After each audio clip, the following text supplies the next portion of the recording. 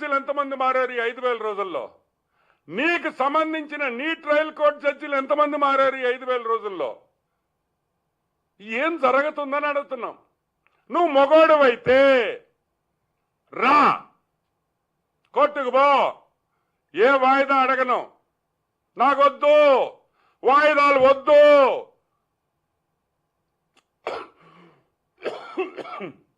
6 నెలల్లో నా కేసుకు తీర్పిండి అని అడుగు. కూటమి ప్రభుత్వం నీ వెనకుంటది ఈ విషయంలో. మేమందరం మిమ్మల్ని సపోర్ట్ చేస్తాం. నువ్వు మొగాడువైతే రా, 6 నెలలు కోర్టులో తెలుసుకుంటాం. 6 నెలలు రోజు నేను కోర్టుకు వస్తా. నేను ఖాళీగా ఉన్నా, నాకు పని బాట లేదు, బెంగళూరు పోయే బదులు కోర్టుకు వస్తానని చెప్పు. నాకు ఇంక ఈ కేసులు వద్దు, అటో ఇటో తేల్చండి అని చెప్పే దమ్ము ధైర్యం నీకు కానీ ఆ కేసులో ఇన్వాల్వ్ అయిన ఎదవలకు అందరికీ ఎవరికైనా ఉందా అని నేను ప్రశ్నిస్తున్నా. లేదే, రారే,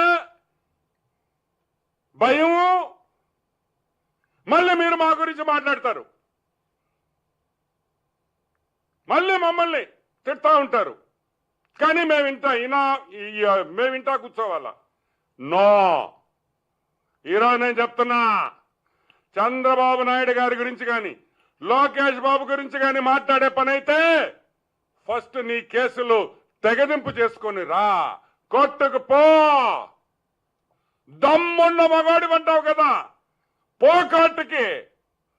6 నెలల్లో రోజు నేను ఈడ కూర్చుంటా, నా ట్రయల్ కంప్లీట్ చేయండి అని చెప్పే దమ్ము ధైర్యం లేనోడివి తెలుగుదేశం పార్టీ గురించి కానీ తెలుగుదేశం పార్టీ విధానాల గురించి కానీ మాట్లాడే హక్కు కూడా లేదని కూడా నేను మనవి చేస్తున్నా. ఇంకోటి కూడా చెప్తున్నాం, చెప్పుతో కొట్టాలా? డెఫినెట్గా కొట్టాలి. నేను ఎందుకు కొట్టాలంటే, నువ్వు చేసిన తప్పులకి, నువ్వు చేసిన దొంగతనాలకి శిక్ష పడకుండా తప్పించుకుంటున్నావు కాబట్టి, నువ్వు ఒక ద్రోహివి కాబట్టి, నువ్వు ఒక దొంగవ కాబట్టి నీతో పాటు మంచోళ్ళు ఉంటారా? ఎట్లుంటారు?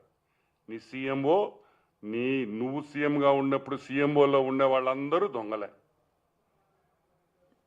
నీ మంత్రులందరూ దొంగలే, నీ చుట్టూ ఉన్న బ్యాచ్ అంతా దొంగ బ్యాచే, నీకుండే మెయిన్ కార్యకర్తలు సగం మంది ఇటువంటి వాళ్లే, మంచోడు ఎవడు నీతో ఉండడు.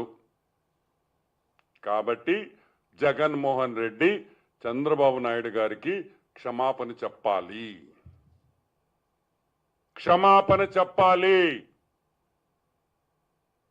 అని మేము డిమాండ్ చేస్తున్నాం.